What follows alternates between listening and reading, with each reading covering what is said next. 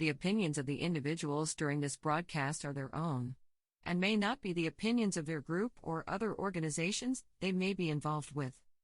All medical advice during our broadcast is not a medical opinion and should be checked with your medical physician. Hi, I'm Timmy. And I'm Mary Jane. He's the newbie. She's the doobie, and this is the show where we tote cannabis. Talk. From both sides. Is that even possible?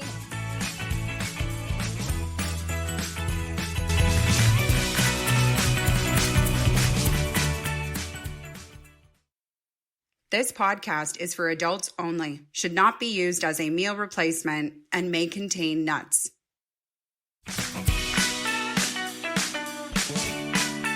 Hey everybody, and welcome back to another episode of the Noobie and The Doobie. My name's Timmy. I am the newbie. Mary Jane, also known as the doobie. And today is it's night out day. Yeah, that's a little confusing, isn't it? It's a day to celebrate night outs. And so we've got a lot coming up on this show that are going to talk about crazy stories that we have and other things that talk about the night out experience. Yeah. But before we get into any of that, coming up on today's show is our Word of the Week. We have our LA story. We've got another clip from our friend Martin Franks with a Doober Minute. Oh, I love Martin. And then we're going to do a cinema review, followed by that time when my car got stolen. True story, and you're going to hear about it. And, of course, we can't forget about Timmy's Midnight Thrill. All of that is coming up, so stay tuned. As we were coming in, I guess it wasn't coming. It was yesterday. We were going around. You were getting prepared, getting your weed. You were getting my supplies for the road trip. Yes, we knew we were gonna be on the road all morning. Yeah. And then recording all day because we do 4 episodes in the day. I mean, by the time you watch this one, who knows which episode? We don't even know which episode this is currently. I don't even know what day it is. Well, it's a long day. That's how we're going to describe it. It's 2 day. So you were getting all prepared because unlike you, I put on my shirt and my pants and sometimes my socks. Well, I head out the door. Most days, in all fairness, today you did prepare. Today, you look really good. Thank you very much. I appreciate that. As do you. Thank you. But you have to go that one extra step further by me not being a consumer. I have nothing else I need to worry about. I had a good solid breakfast, so I knew it'd be fine. But we've talked about before how the need for cannabis in your life equates in a lot of way for the need to food. Like if my energy level is dropping, I almost always equate it to the fact that I need to go eat. But that also happens if you don't get your THC level to a thing. Like you could be hungry or you might just need a joint. So you need to make sure that you've not only fed, but you've got... So we go out and we're looking for weed. It's so funny. You make it sound like we're looking for weed. Nobody's had to look for weed. Got to find Buddy, remember? Since legalization, because there's one on that corner now and there's one on that corner. But yeah, we were actually out for a walk, and I thought, why not grab a pre-roll? Because I like to smoke and walk. It just makes the walk that much more pleasurable for me. Maybe not you. But I was like, oh, well, let's check out this store. And I dragged you in. Actually, I didn't drag you in. You stayed outside. I stayed outside, yeah. That's true. Maybe I just imagined you were there. Well, Maybe. Here's the thing. Everything's got these the limits still, and it's like, why would I, as a non-consumer, take the space when someone on the outside is going, I need my weed? You see, I thought it was the girl on the outside that was really cute that you were like, I'm just going to wait outside here. Which, I mean, I don't blame you, because if I didn't need something from inside, I probably would have stuck around outside too. Yeah. But well, I will share her phone number with you later. Sweet. We'll give her a shout. Wonderful. So I went in and I picked up a pre-roll. I just asked for, single pre-roll, gram, maybe, something less than $20. Because I don't want to spend more than $20 on one joint, right? Right. And they handed me, are you going to show them? Yeah. I was going to throw out the box after I yanked the joint out. I said you can't throw out the box. So my first thought, she pulled this out. She pulled this out of her He's purse. like, what'd you buy? And my first thought was, what do you need preparation H for? Like that's what it looks like. It looks He actually said that too. I was like, that's not what it is. This is the thing. This is the sad thing about being a comic is that you have to preface things, or it's like come up with a thing. He actually said that because much of what I say is completely and utterly untrue. So I always feel bad. It's like, why do you have to say that? And then I realize, oh yeah, because I lie a lot. Yeah, you legitimately said that. I said it looks like a preparation H container. Not that I know anything about preparation H containers. Although apparently, if you use that underneath your eyes, yeah, it's supposed to get rid of puffiness. Yeah, it's supposed to get rid of dark circles. Yeah, and I have had these like I don't know what they're not. You just need more sleep. Yeah, I probably need more sleep. I'm going to try to do it that way because I don't feel like putting preparation H on my eyes. Butt cream Anyways, on your that's face. a whole different thing. So this was so she opened it up. After, I want to say I'm kind of embarrassed to admit it took me like a minute to figure out how to get into it. It's some sort of, oh, wait a minute, actually. Okay, this is actually true too because do you have to push it down? Oh, you push it down and turn it. So it is. Okay. It is like It's like a childproof. Yeah, just like I was about to say Advil bottle, but not all Advil bottles have child-resistant tops. Right. And I've actually called them and asked them why, because on the back of the label it says that there is enough medication in that bottle to seriously harm somebody, yet there is no child-resistant cap on it. But you're making fun of the cannabis container that has to have by law, it has to have the child resistant. Yeah, it's got a child resistant cap. I mean, no doubt this container costs more than the joint. It's probably why the joint costs so much. Right. But see, I have two children. One is 16, one is 11. And I test my children. They know cannabis, and I've asked. No, I don't give them cannabis. Well, I kind of I test my children for weed every day. No, that's funny because I did get a test from the dollar store the other day, so I could test my kid for weed every day. Well, we're going to be doing that test. At some point. We will. Not today, but no, yes. not today. So don't be hanging around going. They said they were going to do a test. Yeah, no, but we do want to test the theory. Right. Ultimately, we want to test a theory. That's right. Of whether or not I have any cannabis in my system, even though, when was the last time I consumed? Oh, 2019. Right? Yeah, long time. So people talk about secondhand high, all that type of stuff. And I say that it doesn't affect me at all. Mm-hmm. And I don't think it does in terms of my mental space but maybe I have traces. And we're interested to find out. Yes. Do I have traces of cannabis just by hanging out with you? Which is I'm excited to find out. But that's not the testing I was talking about with my children because I don't consume around my children. We'll edit all that out. I only consume around you, right? Right. I don't consume around the kids. So the testing I was talking about is I hand my children the empty containers. Okay. And I ask them, can you get into this? And I test them to see how long it takes them to get into the packages. And how resourceful are your children? My kids are pretty smart. And so now granted, some of the packaging is similar to other packaging, and I try not to give them the same type of package twice. Because, like rats, you put them in the same maze, they're gonna figure their way out faster and faster every time. For the record, MJ just called her children rats. Continue. I did not. You did. Maybe not. Yeah, no, my kids don't like rats. No, nobody does. No. So they can get into those things. They can actually get into this. I can imagine they do. But they're 11. They're 11 and 16. Yeah. But that's the thing. I feel like those age children, if they want something, whether it be, cigarettes or alcohol or cannabis or even money for lottery tickets or candy, they're going to take it if they want it. Yeah, I suppose, unless you raise your kids properly. Yeah, see, that's the next point. You need to raise your children. So, where I wanted to ultimately go with this, the whole thing of this packaging is the fact that you pulled out a single joint. Yes. And out of that box. My jaw dropped when I realized that only one joint was in this box. That's correct. A 1 gram joint. A 1 gram joint. And I'm just saying, if you... This company is no I'm not even worse saying than it's others. good or bad. I'm just saying, if you've never ever bought a single joint from a legal cannabis store, I would have thought seeing this package, open it up, maybe 3.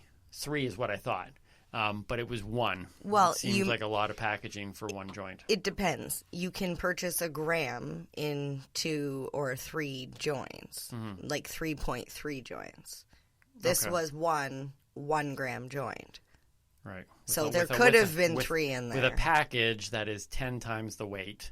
It's got to be childproof. Look, I'm not saying good or bad. I'm just saying I was shocked. Yes. Well, that's one of the biggest complaints with the packaging of cannabis is that it is wasteful. It's like, what are we supposed to do with that? Well, I don't know. What do you do with it now? Can you recycle it? That's just a joint. I could put another joint in there and take it to travel. Like if I rolled a joint, I could put it in there. Well, it does have a number 7 recycling, which I think can only be used in like New Zealand or something like that. I don't know. See, and that's that tricky thing. I have that sign on my wall too that the recycling people gave me, and there's like all these little we all things hang that, but nobody ever knows what. Well, there's one number that you can't even recycle, but yet they put it on things in that little triangle. I'm like, if it's not recyclable, then why are you doing the same symbol? My ultimate question is, how do you recycle that paper? I don't know. Because it's got like a coating on it, I think. So it's like, I think, wouldn't that be funny if the recycling notice was unrecyclable because they covered in like a... Well, no, that would make sense because they don't want you to throw it away. They want you to keep it. So much logic. I also wanted to briefly talk before we get into some of these crazy stories and stuff. Yeah. It just was so funny to me. I don't even remember the context, and I think you know where I'm going to go with this. I don't know. Should I be taking a drink right now? Yeah, maybe take a drink. Okay, go. So we were talking about cannabis affecting you. This was on that same walk. Oh, because I said secondhand high. And you said, I don't get secondhand high. And I said, well, we're going to find out. And you said, no, we're going to find out whether or not I have it in my system. And see, this is the discussion that I always talk about with, yes, I am under the influence, but I am not intoxicated. I am still 100% functionable. Right. And that's the word. And you said you were what? I said 100% of the time, I am functionable. I'm functionable. And I don't know if that's just my knack of creating words, but it sounded right to me. And to me, I cracked up because I'm sitting there thinking, oh my goodness, like that would derail you as a stoner to walk into like your boss and say, I'm a functionable stoner. I am 100% functionable. Please go home, sir. What is the word? Functioning? I can function 100%. Please go home, sir. No. I never said I was good at grammar. Who teeter-tottered you how to spoke? I am not good at grammar, but I am fully functionable. 100%. 100%. So, okay, so there's no real bridge. I was trying to think of some kind of interesting segue. How to get into the functionable? Yeah, the functionable thing. I just wanted to make sure we told these stories today. I wasn't sure where we were going because we were talking about prepping. Yeah. No, is that where we were going? Here's where I want to go with it. So, because it's date night day. It's date night or it's night out day. Night out day. Night out day. So you can tell what you do on your night out. But here's the thing: in order for you to be fully functionable, yes, on a date night, right? On any night, you have to prep accordingly. And so this small little piece of conversation is not so much for the consumer, but for the non-consumer. And we've been hearing great reviews from non-consumers who listen to this show. And if you know a non-consumer that is, in your life and curious at all about cannabis, as a non-consumer, I hope to bring some stuff to the table that helps those people. We want our show to be watched and listened to by consumers and non-consumers. Yes. So consumers will be able to relate with me. They'll be able to relate on this. And non-consumers, please listen, because you might not realize how important cannabis is to somebody else. Right. Because you had no idea. So the only way I can describe it is, imagine I have a young baby and you don't. And we have to go somewhere together. Okay. And before I can leave my house, I need to ensure that I have diapers and bottles and soothers and blankets and change of clothing, and the list goes on and on and on. And the baby. Of course, the baby. Yeah, but sometimes do not that forget gets the baby. People load up their cars. Yes. And never leave the baby in the car. My God, this has happened. Whole different thing. Don't do that. But just say that I have to go through that massive list of things, because without those things, baby can't live. Baby can't, she's going to soil herself, or, they're going to, whatever. Soil That's themselves. It's a funny word. So think in terms of that baby, my health is that baby. Okay. And in order to make sure that my health is good, my baby is good, functionable, I need to make sure that I have my dried flower. I need to make sure that I have papers and a grinder and filter material and sometimes capsules, and do you know what I mean? Depending on where we're going. Well, just like I need this massive list of things. Just like a mom would have or a dad, a diaper bag. Oh my God! You do. You have a case. I have it here. Can I pull it out? Yeah, we weren't going to go down this route, but let's do this. So. But yeah, funny. we were actually talking about packaging. I got this from work, so it's a case from Tweed, and the awesome thing about this is it actually has a lock on the side where you can stick your zipper and a little spinny knob, so it helps keep it safe during transport. That's cool. So just something simple like that. I also have this here, which carries my concentrates, and I actually cannot open to show you because you need a key? I locked it. Okay. Because I was transporting it. And I didn't open this yet. That seems like, to me, it's like the case in the movies where, they put this tiny little case in this big protective truck, and it's guarded because they open up and it's got 3 vials of explosive powder. And this one. And that's your baby bag. This one is my baby. That's your diaper bag, I take right? this everywhere. I'm not going to open it because I did not clean it first. Fair enough. And we look really nice, and my goodness, this is really stinky. It's very potent. But yeah, you have a diaper bag.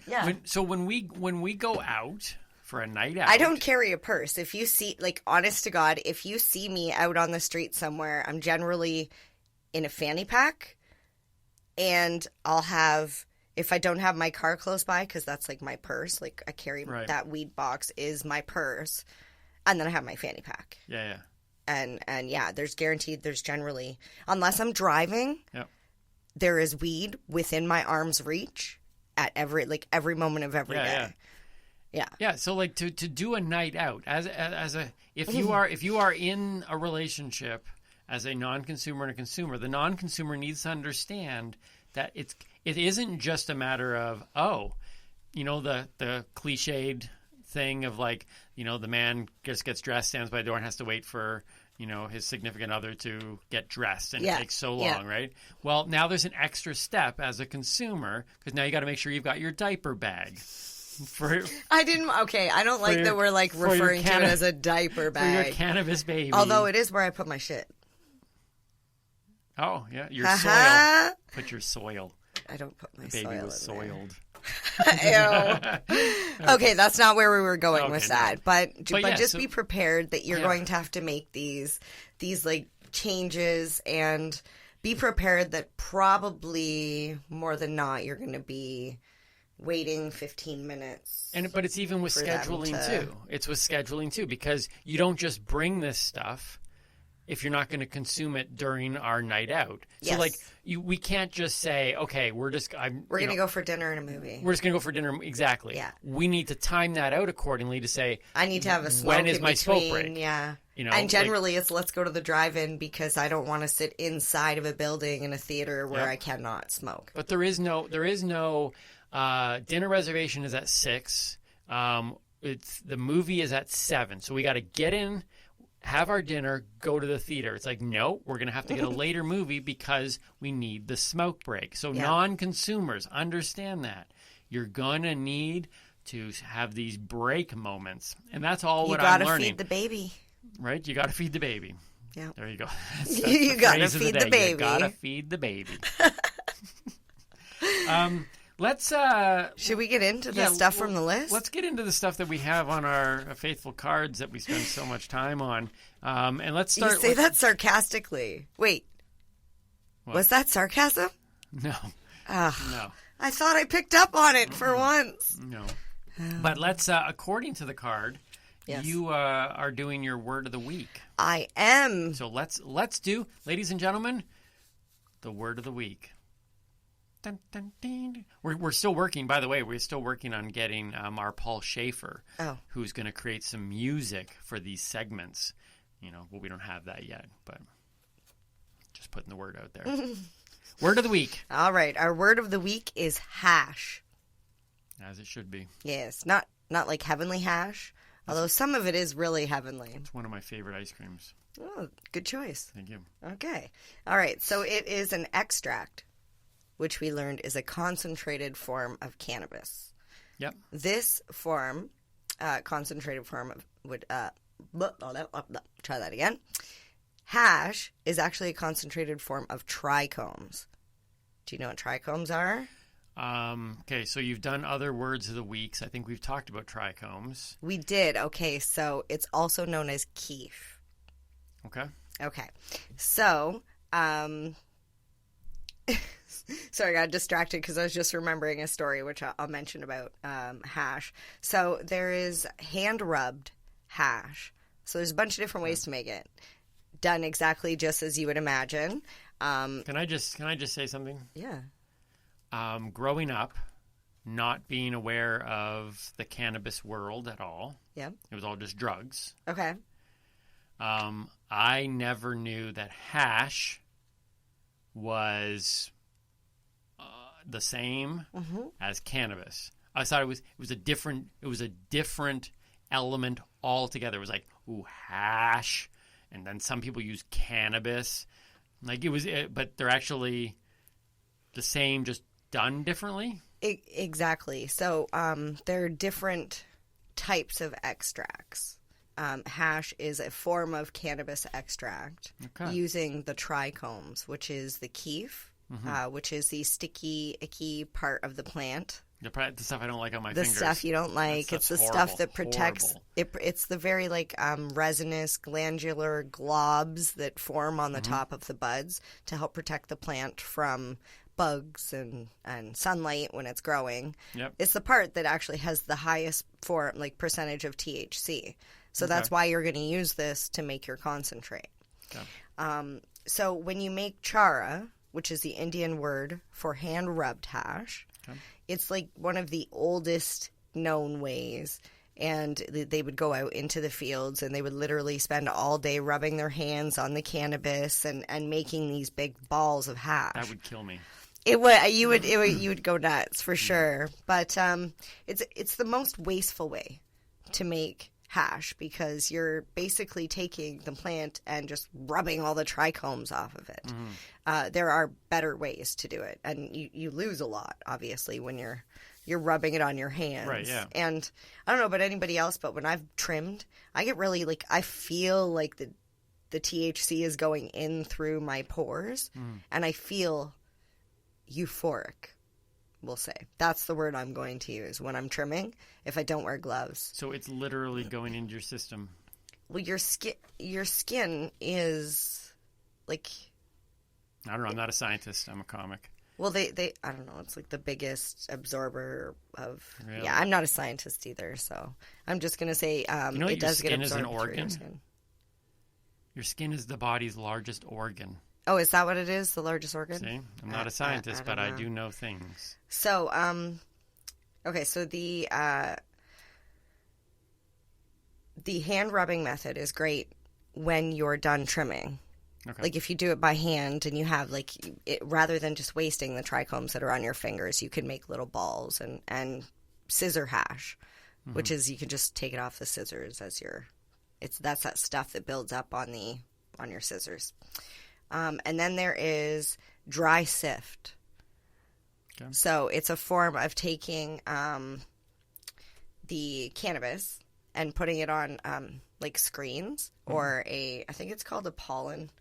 Oh, got it here somewhere. It's like a pollen box, and you shake it, and all the trichomes go through different screens, and they fall to the bottom, and then you can use that to make hash. But how you do it is you take it and you compress it into bricks.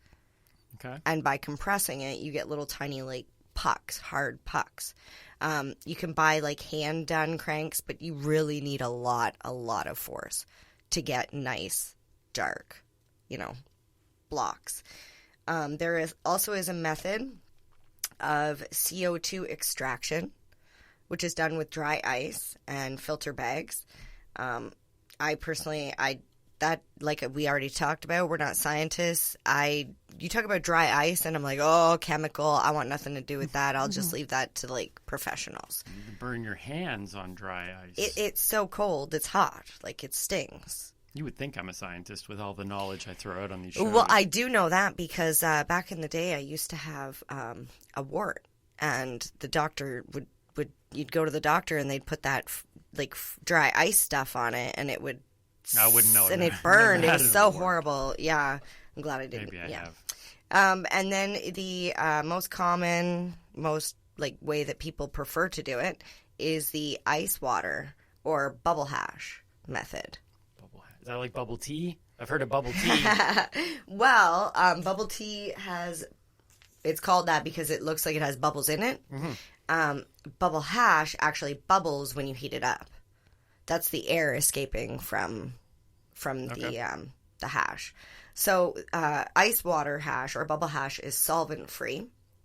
And it's basically made with ice and water and a bucket that you mix, or instead of a bucket, you could use a washing machine, like the camping style washers. Could you do it like they do wine and put it in a big vat, and you can just walk around with your shoes off and crush it? I honestly I never understood why they did that with wine in the first place, because you're drinking it. I don't want your feet on my cannabis. But that being said, got nice feet. People have used laundromats in the past to bring their cannabis hash bags and with their ice and method of making hash that way. But you still have to take it home. You've got to take your screen bags and strain it all out. And yeah, obviously that information's out there. I'm not going to tell you exactly how to do it because yeah, I'm sure you can find that on your own. And I personally, I don't make very many concentrates like that, mostly because I feel weird washing my weed. I feel like I'm going to put it in water and ice. I'm like, that breaks my heart. And I know you can do it, but I'd rather smoke it. All right, so hash. Hash. So there you go. Hash is cannabis. Yeah, it's that stuff that your so parents used to smoke. Well, not your parents. In like a one-word answer, maybe two, is hashish the same as hash, or is that a whole different thing as well? It's the same. It's the same. Okay, because I've heard that word. I've heard hashish. Hashish. So hash. I like hashish better than hash. Funny story. I never even got to tell you about the hash. When I was a little bit younger, I made one of those hash balls out of when I was trimming, because I had just got my first crop, and I made a little hash ball. And I went over to my friend's dad, and I was like so proud, and I was like, check it out. And he took one look at it, grabbed it from me, and shoved it in his mouth. I don't know if he thought it was a chocolate or what, but I immediately freaking panicked and was like, spit it out! And he spit it in my hand, and it was really gross, and I couldn't smoke it. It was funny. But still a good story. It is. I don't understand how he had chewed it 3 times already, because it's hash and it tastes like ash, we'll just say. Hey, we can say anything we want on this show. Okay. Yeah, it definitely smelled like ash. All right. So we wanted to also talk about today, because we're talking about night out, and we're talking about the need to prepare. Oh, and yes. how difficult it is to prepare just for a night out as a consumer. Now, maybe you've got this great system. Maybe you're a consumer, and maybe you only, recreationally use one once in a while, but you need quite a few during your day to keep your THC levels medicinally, up, for right? sure. Because you're a medicinal user. It's a constant. So you need that in there. So that's fair. So you can imagine that it's difficult to plan a full evening out, trying to put those into schedule. Well, we discovered we were very early on in our relationship, and not only did we attempt to plan a night out, but we planned a trip to Pasadena, California. Which actually was supposed to be, what was the other place? Nashville? Yes. Originally, we were supposed to go to Nashville. And you said Nashville, and I immediately went online and searched Nashville cannabis, and I was like, yeah, not going to Nashville. There's another thing, non-consumers. My first thinking is going, sure, Nashville. Her first thought is, let me look into this. And immediately I was like, yeah, not happening. We couldn't go because you wouldn't be able to smoke at all. No. So it's bad enough that I have to go to the airport, go through security. Yep. At that point, I'm not allowed back outside. I'm not allowed any cannabis, anything with me. Flying in general is difficult. Yeah, and then and luckily it's legal in LA. Yes. Right? So I was like, yeah, let's go to Pasadena. So we try to plan this venture down there, going down there to participate in the Clean Comedy Challenge. Leslie Norris Townsend, Joby Sad. Which you were a finalist in? I was a finalist. Doesn't matter who won. That's not an important part of the story. But I was a finalist there and performed at the legendary Ice House. Yeah. Got to see a lot of the guys awesome. that I look up to. Their pictures were on the wall. Oh, Joel and Lou. Sorry. Yes. I miss them. Amazing. Okay, so out of all the other people we met, don't take offense, but Lou Deck, Joel Madison, shout out to both of you. Yeah. You were very memorable. You touched me right here. We had some great conversations. But not really. I did, not really touched. No, but they didn't touch you, No. No, I just want to clarify that. So just trying to get ready for that trip, though, yes. and then realizing that when we get there, you need to find weed. Like it's. It wasn't that you were realizing. I already knew that. Yeah, in my head, I'm like, but I'm the we're one gonna land where I was already on weed maps. Where is the closest weed store? As a non-consumer, I'm not thinking any of this. I'm literally just thinking about. I know he's like, I gotta get my bag, bag, go to the hotel, gotta get through security. And you're like, where do we buy weed? And in my head, it's like, let's go to the hotel. He's like, let's just call Uber and go to the hotel, and it'll be fine. I'm like, it's not fine. He's talking like he just smoked a joint. I'm like, it's fine, chill. Good. And I'm like, I need a goddamn joint. It's not fine. It's not fine. That was a stressful day. That was a fun day. That's the day we met Martin Franks. We were down in LA. We met Martin Franks, who was our Uber driver.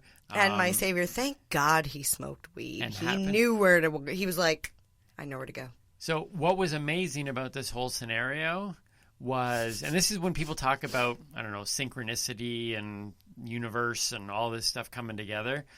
Martin Franks was our Uber driver. Not only is he an Uber driver that consumes cannabis and was able to hook up MJ pretty quickly, but he actually was participating in the comedy challenge that I was participating in. Yeah, which it was funny because he was cracking jokes and whatever, and you're like, this guy's really funny. Yeah. And then we found out he was in the thing, and you're like, yeah, maybe he's... Yeah, because he asked where we were going and why we were down there. Yeah, and then there he was. Yeah, and he did really well. He did really well in the challenge as well. Didn't he? I think he was a finalist too. He was. Yeah, there was 5,040 finalists. Yes, that's the way it's starting to sound. Out of a million. Everybody, you were a finalist too. And here's a medal for you, and here's a medal for you. That's funny. But yeah, no Martin Franks. There was, I think there was 4 of us. for in the finals. Yep. After this couple days of like competitions and stuff. Yeah. And Martin was one of them. So so let's bring in Martin now. Yeah. We've been doing. If you've been look back on other episodes, every couple episodes we bring in Martin Franks. We basically tell him, Martin, give us a shout from your Uber. Tell us what's on your mind. We give him no information. He doesn't know the theme of the day. We just say, tell us something interesting, Martin. And so, ladies and gentlemen, I think this is our third episode of the Doober Minute with Martin Franks. Doober Minute. Hey guys, Noobie and Doobie, what's up? Martin Franks here. I was just at a red light. I'm in another red light now. This is a flashing red light, so it's a little bit different. But I was thinking about, man, these red lights. I drive so much, and I hit a lot of red lights, and I sometimes find myself zoning out at a red light, just sort of staring into that light, and I start to like relax my mind and really open things up, and things start to get really quiet, and I'm like, wow, I'm on the verge of some sort of, I don't know, what's the word, epiphany, right? Or some sort of brilliant, discovery, of my own, on a personal level. And I'm just staring at that red light. I'm just getting there, man. And it turns green. And then I'm like, oh, green, I love it. And I just go deeper, deeper into that thing, in my brain. And I'm like, wow, I am about to really effing figure some S out, right?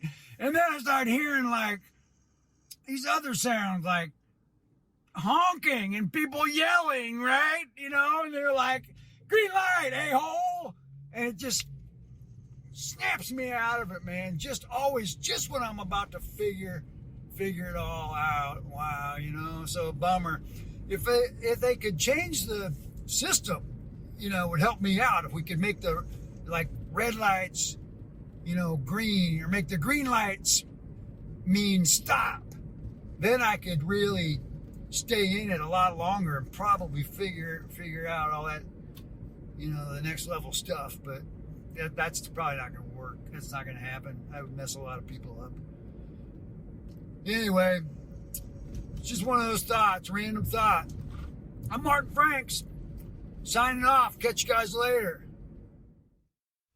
Look, I'm not going to say that that's never happened to me, okay? I can't ever connect it to cannabis. I don't even think he was connecting to cannabis, but... I personally find that cannabis drivers are a breed of their own. I know people crack a joke about this. They say, if you drink and drive, you'll blow right through that stop sign. Yeah. But the person that smokes and drives sits there and waits for the stop sign to turn green. So either way, it's still wrong. That was weak. Can you use your other hand? Either way, it's still wrong. But I just feel like, But look, you'll get pulled over for going too slow. Deep thoughts, though.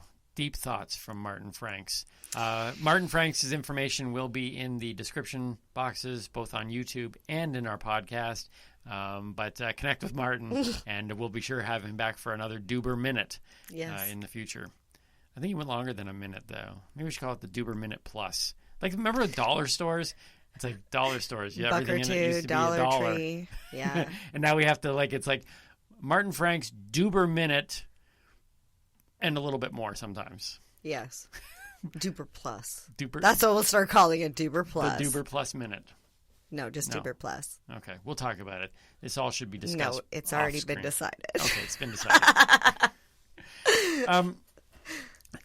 Martin's journey and what he just shared with us there leads actually very nicely into my cinema review. I haven't done a cinema review in a while. Okay. And just to catch everybody up, MJ has been forcing me.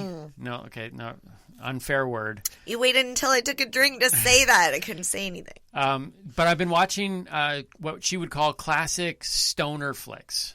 And some I have seen, some have completely and utterly blown her mind that I have never seen. And so yeah, this is one of them. we're doing these cinema reviews once in a while, S-I-N, because growing up in the church, cannabis was sin. So these are my cinema reviews of either movies that I feel would be enjoyed by cannabis users, or they are cannabis-focused films, and I'm getting a chance to share my thoughts on them. So recently, we watched Dude, Where's My Car? I could not believe it. You didn't know what the continuum transfunctioner was. I did not. Well, here is my review of Dude, Where's My Car? I'm excited. My cinema review. I'm excited because at the end of it, you were like, that was nothing like what I thought that was going to be. It was not. It really was not. All right, so here we go. If you've seen it or haven't seen it, Timmy Boyle's cinema review of Dude, Where's My Car?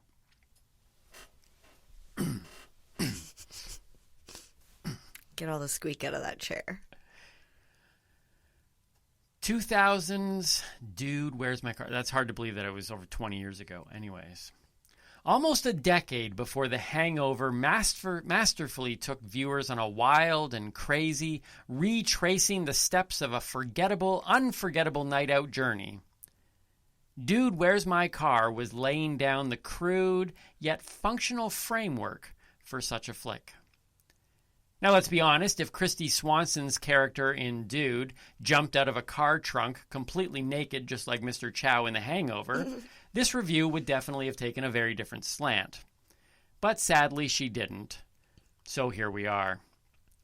A movie focused on a car, released at the dawn of a new millennium, starring none other than the kings of car jumps and tech design, Bo Duke and Steve Jobs. Dude, how could this go wrong? As soon as I sat down to watch this cult classic, I thought, dude, where's the popcorn? And then, a few minutes in, I thought, dude, where's the plot?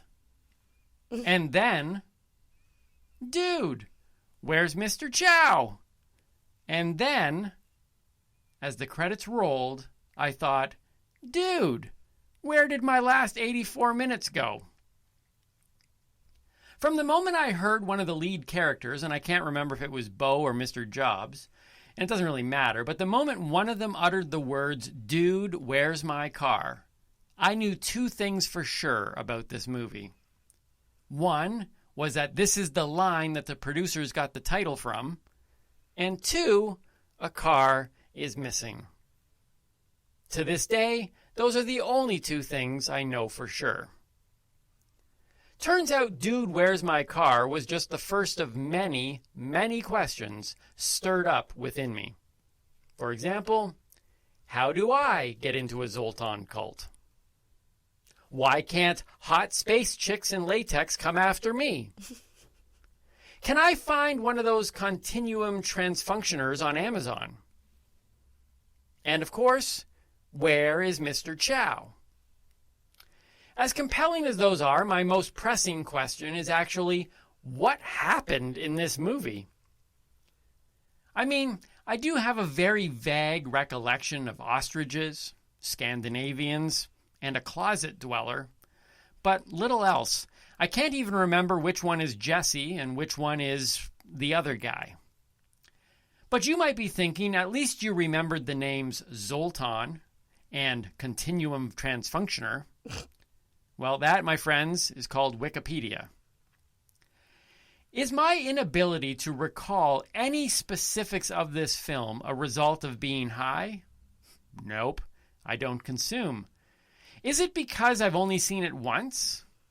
Nope, because MJ, who was high and has seen it a million times, and despite loving it, seems just as fuzzy on the details as I am. Yeah, throw me under the bus. The reason I can't remember anything is because Dude, Where's My Car is exactly like its premise. It is a forgettable, unforgettable experience. And that is why I recommend watching it. And because of Kristy Swanson. As a stoner flick, I give it 3 joints out of 5, which is quite respectable. And I'm looking forward to the sequel, Dude, is that a naked Christy Swanson jumping out of the trunk of a car? That I go see. I think it most likely is going to be, dude, where's my walker? Yeah, at this point, yeah. Yeah. Is that a shot at Mr. Kutcher? No, it was at Chester. Which one was Chester? Exactly. There's my cinema review on Dude, Where's My Car? I really do recommend it. You could watch it. You literally could watch it a million times, and you will forget it the next day, and you can watch it again as if you've never seen it before. It is that unforgettably forgettable. Well, it was so funny because as soon as we started watching it, I immediately went into, oh my God, this kind of looks like Bill and Ted. Right, yeah. Because in Bill and Ted's, they have the hot princesses. Yep. And then in Dude, Where's My Car? Sorry, I almost forgot the name of the movie. Oh, dear Right? Lord. I'm telling you, this is no joke. Watch it, and the next day you'll be like, What happened? Exactly. It's crazy. Exactly. Yeah, it is it reminded me very much of I do not think that Steve Jobs and Bo Duke did the Bill and Ted's characters as well as Bill and Ted. Who is this Bo Duke? You know, Bo Duke from the Dukes of Hazzard movie? Isn't that Ben Stiller? No. That's the guy who played... Oh, that's Starsky. The guy... Yeah, Starsky and Hutch. That was Ben Stiller. Okay. And Owen Wilson. That was a good movie. Okay. That was a good movie. Wrong. Might not be a cinema superheroes. review, but... Wait, they're not superheroes. But here's the thing. I will say this. I did enjoy... I enjoyed the weirdness of it. And I actually told you that if I was to create a movie... And we have some ideas of stuff we want to create... I would pull elements out of that. It went down some crazy paths, so there you go. I give it 3 joints out of 5. That's my new rating system going forward on our cinema reviews. Nice. See, I if I could do a show, it would be very Pee Wee Herman-esque. Right? Yes, and maybe a little bit of Tim Burton. Oh, and Tarantino in there as well. That would be like a really crazy... Actually, if I was to, and we might actually talk about this in another show at some point, but if I was to make a movie, I've always told people Mystery Men. Oh, I love that movie. Would be a movie that everything about that movie. Look, Batman, 1989 Batman, great movie. Die Hard might be one of the most perfect movies cinematically across the board. But if I was to make a movie... Almost everything about Mystery Men, I was like, oh my goodness, I would do that. The Invisible Man. The Invisible Boy who's not... When he's all naked. Right? There's so many good If you things. haven't seen that one, you should watch it too. That was the only movie that I've seen 4 times in the theater. I actually brought people to see it. I'm like, you got to go see this. Which is funny because most people are like, that movie sucked. Yeah, those people shouldn't be. If you're one of those people, find something else to listen to. I don't even need them as viewers right now. There's certain people you just brush off. Well, you don't need to listen to Timmy, but you can listen to me. It's kind of like this. I have a shirt that you can buy online. I'm going to do a shameless plug here at TimmyBoyleComedyStore.com that says, if Michael Keaton is not your Batman, keep social distancing. So once COVID's over, there's certain people. You don't like Mystery Men? You don't think Michael Keaton is the best Batman ever? We can keep the social distancing thing going for as long as you need. Mm-hmm. Like that's the way I look at it. I wanted to, though, after talking about that, it reminded me of the time where I walked outside and my car was gone. Now I didn't. That's like every day you go to the grocery store, or the time we went to the Kiss concert, that's absolutely the fair. Blue Jays game. I do. I lose my. Wait, did we mention that on that one time before? at IKEA? Did we mention that one time before on an episode? That was one of our Noobie or Doobie, which is funny because I lose the key and you just lose the car. I lose the car every time. So at first I thought. So I walked outside. This was years ago. I was in Toronto, and I walked outside, and my car wasn't there. But I didn't think anything bad, like it was stolen, because I'm used to walking out places. You thought it got towed? No, I thought I misparked it somewhere. Oh, yeah, because that's the Timmy thing. I just don't know where my car is. And if you think I'm joking, I'm not. I can walk out of grocery stores, and I will do this pause, and MJ immediately will be like, you don't know where we parked, do you? And I'm like, no. And we've only been in the grocery store for like 5 minutes. You know, it's funny. I've actually debated buying garland at Christmas time and wrapping the roof rack of your car because you're tall. and you would be able to I'd be look able to out see it. into the parking lot and see this I sparkly need garland. like a Christmas tree. On my car. You need like sirens and lights on the You top. think I'm going to notice a little bit of glitter? That's true. I'm not a very observant My person. kids make fun of the fact that you don't notice anything. Like, you have kids? which is funny because they don't notice when you're there. They No, go, that's "Oh, true. Timmy's here." Like, he slept over. Like, he was here all day yesterday. Where have you been? Yeah, I'm like a ghost. I always bother my son because I always call him a ghost, but I think that's where he gets it from. Yeah. He's kind of like, But that's because he just walks around the corner and goes, so. So. Because you never see him unless you want something. That's true. So. So I walk out. My car isn't there.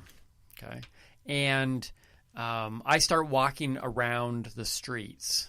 Because maybe you parked on the other Well, street. because back then, here's the thing: I had to move my car 3 times because I refused to buy a City parking permit. Yeah. So I would get up at midnight and to move my car to avoid. And one time we were parked in this one spot, and I got ticket after ticket after ticket. And slowly, the cars that were around me were all vanishing as people were like, "I'm not paying more tickets," and I'm just like, "I've got money in my budget. You just keep. I'm not parking anywhere else." It's like it's the same as paying for parking. Yeah, right. I'm just paying. So just keep ticketing me. Anyways, so I paid all those tickets, by the way.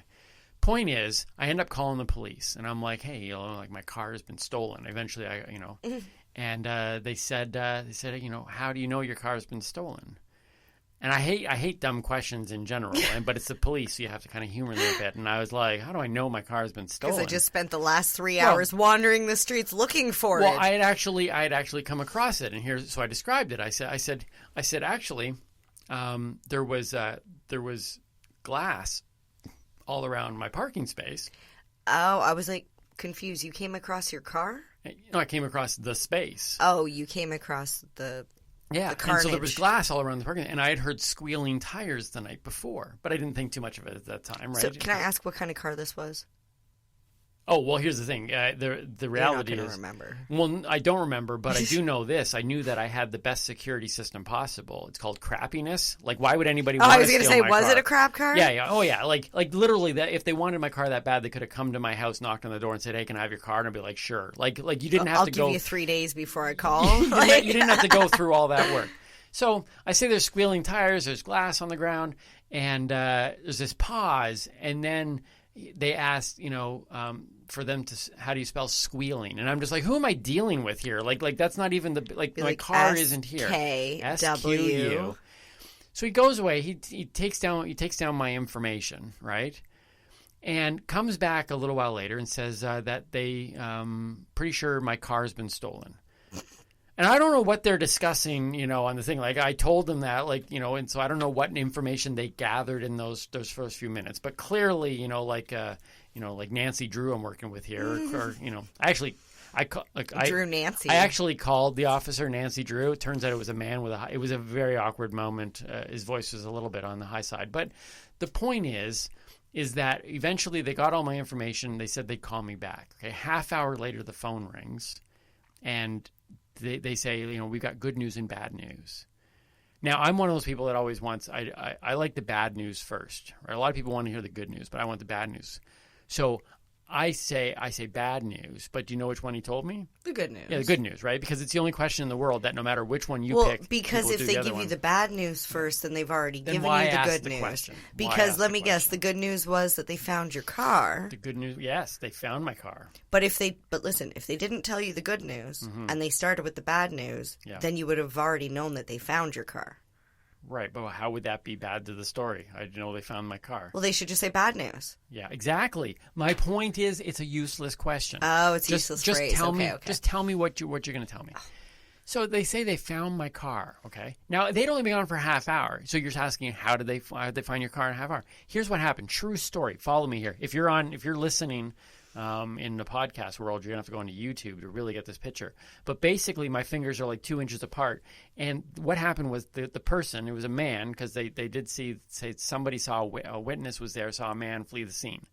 A guy stole my car from here, drove it around the corner, and crashed it into 3 parked cars, 3 unmoving vehicles. Now, look, I am not a mastermind in the criminal underworld, okay? I am just sitting there saying, if by chance, children, if you're listening to this podcast, which I think we have an 18-plus law, you can't. If you're listening, shut it off. Yeah, pass this on.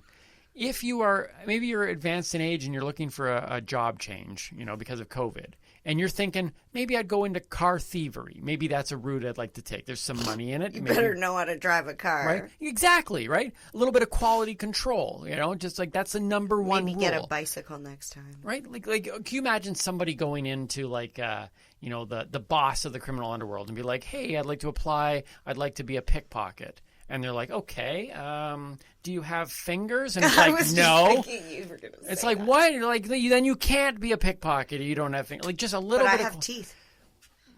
Yeah, they run around a little biting bit obvious. Everybody.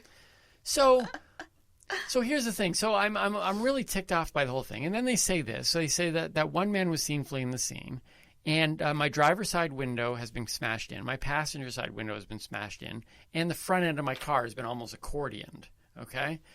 Now, in my mind, I'm sitting there thinking, wait a minute, hold on one second. One person was seen stealing my car. I understand fully why one person would smash my driver's side window because you need access to the steering wheel.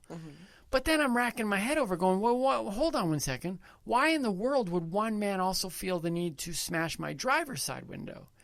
Like, it's either like somebody who is like just a gratuitous destructive individual. But did they smash it prior to the accident? Or did they just smash the driver's window, climb in, and then the other windows got smashed when he wrecked the cars? Well, I would think that because the front window wasn't smashed, that it was a smash in prior to the thing. So here's what I told the guy. I don't know. I've never stole or wrecked a car. I don't know how it all works. All I know is that I had this light bulb moment. And I was like, okay, I don't know how this all played out, but clearly the man who stole my car was British because he went to the other window first, smashed it. So now we've narrowed it down. That would make sense why he hit the cars, because he was trying to drive on the other side of the road. Right. So I thought I had broken the case wide open. Or Australian. Don't they drive on the other side in Australia too? I don't. I live in Sterling. Well, their toilets go the other way. No, they don't. We actually had an Australian comic on calling comedians in quarantine, and we went. Oh no, it wasn't him. Yeah, we did. We checked out his toilet. And it was clogged. I think it spun the wrong way, or the other way. Anyways, my point is that I thought I had figured this whole thing out. The cop apparently wasn't impressed with my sleuthiness. So did you get insurance all covered and you got another car? It was all good? No, I don't even know because the car was worthless. And so I ended up buying another car off of somebody else's lawn. It was a long string of buying cars off of people's lawns. So anyways, that was a true story. My car was stolen. Very unsettling, but I think I could be a policeman after that though, because I'm pretty sure I put together some pieces to solve the thing. Well, I had my car stolen once, and I will tell you, the police were no help in that matter. No? No. Have you ever stolen a car? No, but that's what they were trying to say. Yeah. They were trying to say that I stole the car. I've never stolen a car, but apparently it's not that difficult because the guy who stole my car clearly wasn't all there. So. Well, yeah, I do you cross wires like they do in the movies? Like I don't know. I would tell you. How about a Teaching Timmy segment on one of these episodes? Teaching Timmy. We don't have the right. We don't have the right people in here. I don't know how to do that. All right. If you know how to hotwire a car, drop us a line. Yes. Let's close off today's episode. Yes, I'm excited. What is this midnight thrill? Okay, Timmy's the midnight thrill. So we were putting all of this stuff is all piecing together, and I thought about after watching Dude, Where's My Car, and my car being stolen. You get these moments of like something weird and crazy happens, and then afterwards you're kind of like you look back on it and you're like, wow. Were you abducted? That was a little odd. I wasn't abducted. Okay. I wasn't abducted. But if I get abducted, I want 5 of those leather-bound, latex-bound women. If you give us the continuum transfunctioner, we will give you oral pleasure. Right? Why isn't that happen in life? You need the continuum transfunctioner. We're going to end this show here. We have a few minutes left. So for those of you who don't know, I am an author. Inside Timmy's Mind. You can get that through timmyboylecomedystore.com, or just drop me a line. Save yourself some extra costs there, and order it from me directly, and then I'll be able to sign it for you. But I was thinking in particular about Dude, Where's My Car? And about waking up the next day and realizing that something amazing had happened the night before. And they didn't remember it. But in my case, I remembered it. But waking up is what stopped the amazingness. So so we're going to close off today with a story from my book, Inside Timmy's Mind. That's kind of sad. It's called Midnight Thrill. It stopped when you woke up. It is. So here we go. This is it. And with this we close. On with the show. This is it. This morning I got up bright and early. Okay, so it wasn't exactly bright, but it was early for me. It was 7 a.m. I was thoroughly disappointed when my alarm went off. But not because it was 7 a.m. or that it was still dark outside, or even that it was ice cold in my room. I was peeved that yet another great dream had been cut off midstream. I hate that. And it happens far too often. Just when things are getting good in dreamland, beep, beep, beep. Actually, my alarm doesn't beep. I use my cell phone, and it plays a tune called Memory. It's a pleasant little ditty, but I'm thinking about replacing it with the A-Team theme song very shortly. Anyway, just prior to being raised from the dead of sleep, I was having one of the most incredibly awesome dreams ever. But sadly and ironically, as memory started to play, the memory of my dream began to fade. So unfortunately, I can't explain all the details to you. However, I'm able to recall most of it. The story seemed to revolve around free-range chickens, Abe Lincoln, and a road trip to Kamloops, BC. Now you understand why I'm upset. I mean, seriously, who wouldn't want to know how that ended? But there's no use crying about it because my alarm did go off for a reason. I had something to do, an important thing, a thing that would make missing the end of an epic dream worthwhile. What thing, you ask? Was I going to meet Ben Stiller? Nope. Heading off on a Caribbean cruise? Nope. Buying new furniture from IKEA? Nope. So then what was this awesome reality that would ultimately replace my awesome dream? It was this. I had to clean my back deck before the roofers arrived. That's right. You heard me. No one will ever know if Abe and I safely arrived in Kamloops because I had to clean my deck. Stupid roofers. How frustrating. Now I will never know if the chickens were really secret agents, which I was beginning to suspect. I will never know if Abe was just using me to get close to Ben Stiller, which I also was beginning to suspect. And I will never know if the man in black who was following us was an assassin or just going to Kamloops as well. This is killing me. There was so much left unsaid. Why would Abe never take his hat off? What was he hiding? Why was the chicken that we knew as Carl carrying a passport that read Henry? And where did the kilt-wearing blonde girl from the McDonald's disappear to? So many questions. Would the 18-foot silver girdle turn out to be just a myth? What does sweet honey when the moon rises to the north mean? And why did Abe kill the person who said it? How did the monkey in the Spider-Man mask crack the safe's combination so quickly? I have so few answers. Why did the raspberry smoothie taste like lemon? How did the man in the black survive the crash? I saw his car explode in flames after we ran him off the road during the long, winding chase through the mountains. And whatever happened to the suitcase that was once handcuffed to Carl's leg? So much mystery still left to be unraveled. Why did that small-town gas attendant slip a pack of smokes into my hand and whisper 3694? Would anyone ever find the all-important corner piece to the ancient map? And for goodness sake, who the heck was Thomas?